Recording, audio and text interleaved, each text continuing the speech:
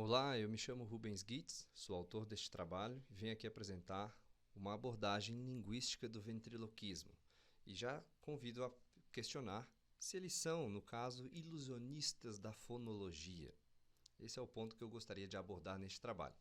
O meu objetivo em trabalhar com o ventriloquismo nesta pesquisa especificamente foi pelo fato de que essa arte tem chamado bastante a atenção das pesquisas em ciências vocais e em linguísticas já há algum tempo. Então, eu quis trazer aqui uma discussão acerca dos efeitos das técnicas de pronúncia do ventriloquismo em cima da consciência fonológica dos ouvintes, certo?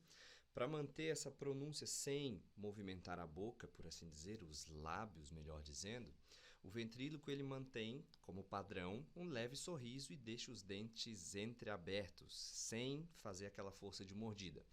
Com essa configuração, ele consegue também esconder os movimentos que a língua faz dentro da boca, na cavidade oral propriamente dita.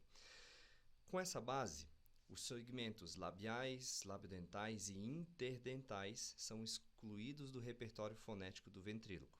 Ou seja, no caso do inglês e do português, a gente vai ter p, b, m, the, th, f e v eliminados da pronúncia.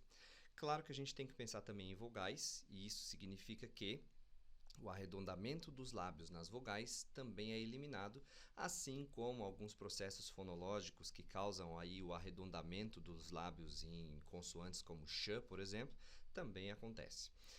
Segmentos, e aqui vem a grande questão da técnica do ventriloquismo, segmentos como p, b e m são substituídos por t, d e n. Ou seja, há uma troca na fala. No caso dos sons de f e v, eles também são substituídos, mas aqui tem um detalhe importante. Vocês percebem aqui no meu texto que tem o s e z com um diacrítico embaixo deles. Isso significa, de uma forma simples, que eles são pronunciados como se fosse o TH do inglês, surdo e sonoro, porém, no caso, a língua não cruza a linha dos incisivos, ou seja, ele não é interdental. Ele vai ficar th e the. Dessa forma, o ventríloco consegue ocultar os movimentos da língua nos sons interdentais também. No caso do inglês, os sons de th e the vão ser pronunciados da mesma forma. Além das substituições, acontece também a sincronização do movimento da boca do boneco com a pronúncia do ventríloco. E essa sincronização é bem simples de entender. Para cada sílaba, seja de frase ou de palavra, é feita uma abertura de boca do boneco. Se a sílaba ela é alongada, por exemplo, a abertura de boca do boneco também é alongada durante essa parte.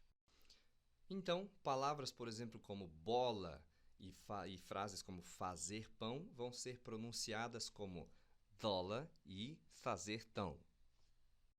Ou seja, então aqui além de eu substituir a pronúncia de b, f e p, eu também removi o arredondamento das vogais o e da semivogal o, que aparece lá na palavra pão. Então aqui, apesar dessas substituições, a gente percebe que o público continua a notar e a entender as palavras como se nenhuma substituição acontecesse. Não há um estranhamento naquela pronúncia e, bem pelo contrário, nenhuma dificuldade também em compreender o que está sendo dito, neste caso pelo boneco, por assim dizer, certo? O motivo para isso, possivelmente, por isso eu coloquei aqui como um efeito de ilusionismo a nível fonológico, é uma habilidade do cérebro de corrigir ou de aproximar para aquilo que seja mais familiar linguisticamente, dependendo da língua-alvo que estamos falando. Curiosamente, a gente consegue escutar ventrílocos também em línguas que não são a nossa língua-mãe, por exemplo, sem ter problemas de compreensão.